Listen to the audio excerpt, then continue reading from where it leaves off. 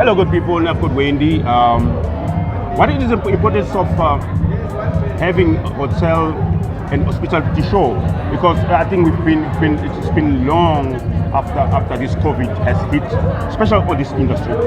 Absolutely. If you look at this wonderful event we put together for the restaurant sector, it is really an applaud to all these beautiful people who have showed such courage and tenacity and showed such endurance to being able to keep their businesses open.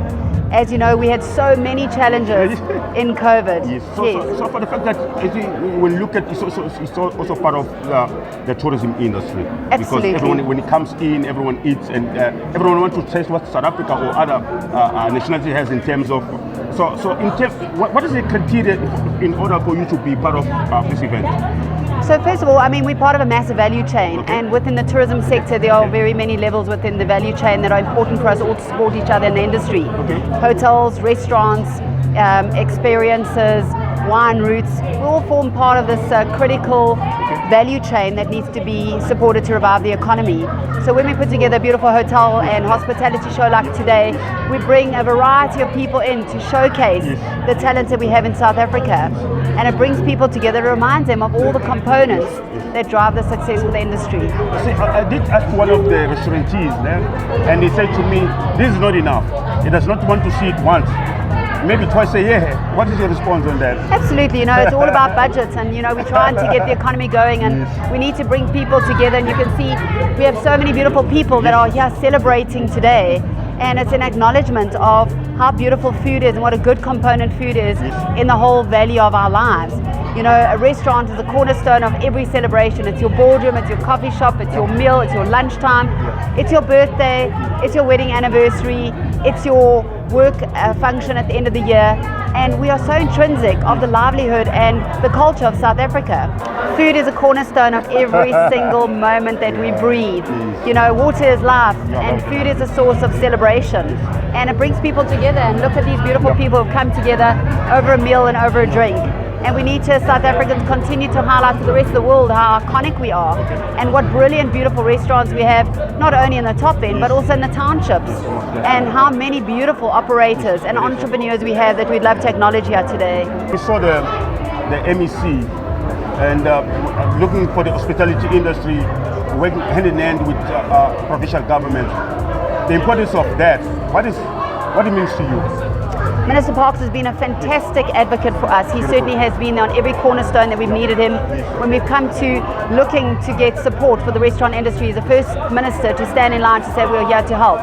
And we'll continue that relationship to look at opportunities and avenues to do development, to go back into the rural areas and do further developments, to revive restaurants. I'm looking at doing these beautiful container concepts, which I'm hoping that they can bring funding in to get people who have lost their businesses to reopen in these beautiful containers through funding and finance through different partners and finance solutions, and not only the banks, also to work hand in hand with the banks to lift the red light that they put onto the restaurant sector to give us lending, so we can go back and open more restaurants and have more people come back to work. But the MEC,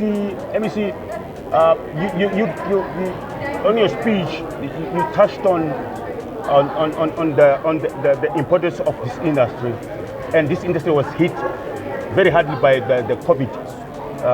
What is your take on having these events or these shows coming together often? This event is particularly important because it demonstrates the extent to which the industry has bounced back after a particularly difficult period. But it also shows the resilience of restaurateurs in the province of Gauteng and their determination to overcome whatever obstacles in very difficult circumstances. We've been through, over the past few minutes, listening to different stories about individual restaurateurs, what they had to do to get their businesses back on track, and how far they've come in ensuring that their businesses not only come back, but come back better, provide a better offering, and I think it's quite exciting. So for the fact that we also have our township economies, we've got also rural economies. What is it the Gauteng provincial government is doing to make sure that Vilaka streets, all these streets, strata streets in South Africa, that they get the same support that suburbs or cities are getting?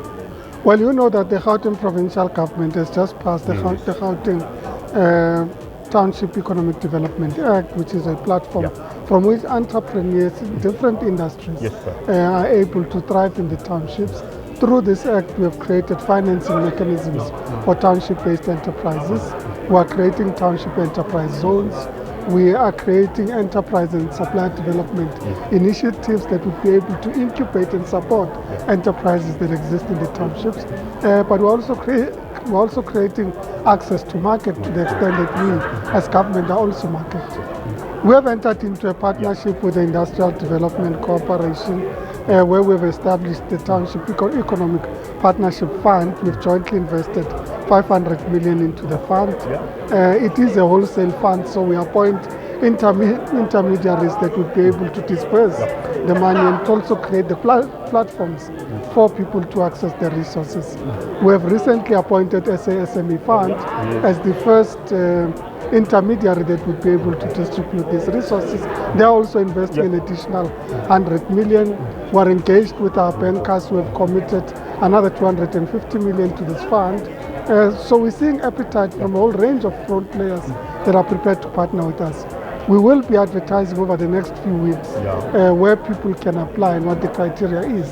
But you also have access right now to the ITC and the Gauteng Enterprise Propeller, and you can go on our respective websites where you would be able to gain access to some of the funding facilities that we have available, including for the Township Economic Partnership Fund. That's beautiful. There's a big restaurant called Mozambique. I think it's a franchise. Yeah, it's a franchise. And for how long that business has been running? Started since 2005, guys. With my son-in-law Ryan Stewart and his partner, Brett Michelin. Yes. So that's how we expanded with one in Ballito. Yes. The very first Mozambique in Ballito. Okay. I think 6 months later, second in Bonani. And then from there, we've just been prospering, expanding. The reason why we're expanding so well is because of our food. So what's the importance of having these shows, having these exhibitions, having these awards as in the hospital industry? You have to network with one another. You need to find out what each other is doing and see, well, if I'm not doing it, why can't I try that as well? We have to join together. So in terms of you came up with this name, Mozambique.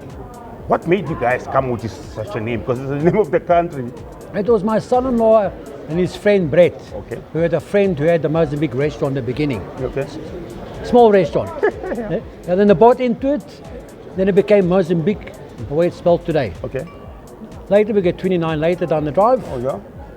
2 out of the borders. Yes. And we're doing extremely well. So how many do you guys have so far? 29 Mozambiques. All over South Africa or South Africa. In South Africa. One in Zambia and Lusaka. Okay. One in Houston, Texas, USA.